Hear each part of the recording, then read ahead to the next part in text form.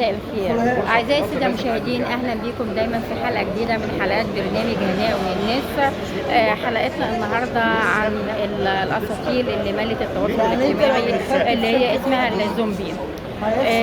كل ما انا افتح حاجه عن التواصل الاجتماعي، من الفيس، من اليوتيوب، من الجوجل، من الكواي، من التيك توك، الاقي مغامرات من الافلام من الزومبي، سواء بعض المشاهد العربي او بعض المشاهد الاجنبي، وان الزومبي ديت بياكل البشر، بس هو الاول بيموت، وبعد ما بيموت بيصحى تاني بيدور على الفريسة بتاعته بشر زيه علشان ياكلها.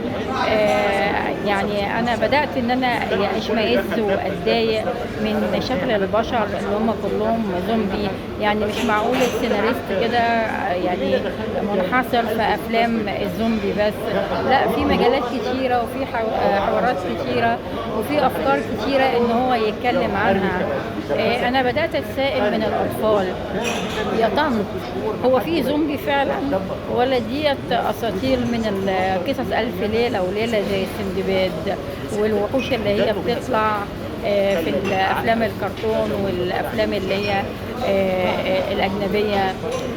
هو الزومبي فعلا من بعد ما بيموت يا طنط بيرجع يصحى تاني ويرجع ياكل اخوه تاني؟ ازاي يعني هو اللي بيموت بيصحى تاني؟ وانا عماله اقول لهم يا جماعه مفيش حاجه اسمها زومبي، دي كلها من ضمن الاساطير، ومادام هي خدت التواصل الاجتماعي يبقى هي خدت كميه مشاهده رهيبه، يبقى الناس بتدور على اللي بياخد مشاهده وبتشتغل عليها. لكن عقول الاطفال مختلفه. انا قدرت ان انا احاور مع الاطفال وقلت لهم لا يا جماعه، ده هي كلها تمثيليات وكلها افلام عاديه، لكن مفيش حاجه اسمها زومبي. اللي بيموت ما بيرجعش يصحى تاني، لان ربنا خلاص اخذ الروح. وبعدين مفيش حاجه اسمها واحد بيموت بيرجع يعيش تاني. لو تتذكروا من حوالي 20 سنه كان في مصاص الدماء وفي دراكولا والكلام ده كله. يا جماعه مفيش حاجه اسمها زومبي، وخلينا نعيش صح ونربي عيالنا على التفكير الصح، ويطلعوا عشان يعرفوا ايه الخداعات السينمائية وايه التمثيل وايه الكلام ده كله. وانا اتمنى ان التواصل الاجتماعي يبحث عن اشياء اخرى مفيدة، وان شاء الله هيبقى فيه مشاهدات تانية كتيرة.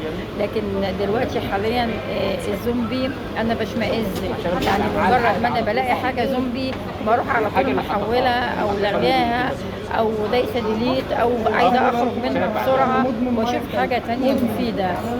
فالحياة عندنا ما تتحولش كلها حتى في التفكير زومبي، او حتى في النظر في المشاهدة ان انا افضل كل شوية اشوف زومبي زومبي. انا ايه ذنبي وايه ذنبي الناس اللي حواليا؟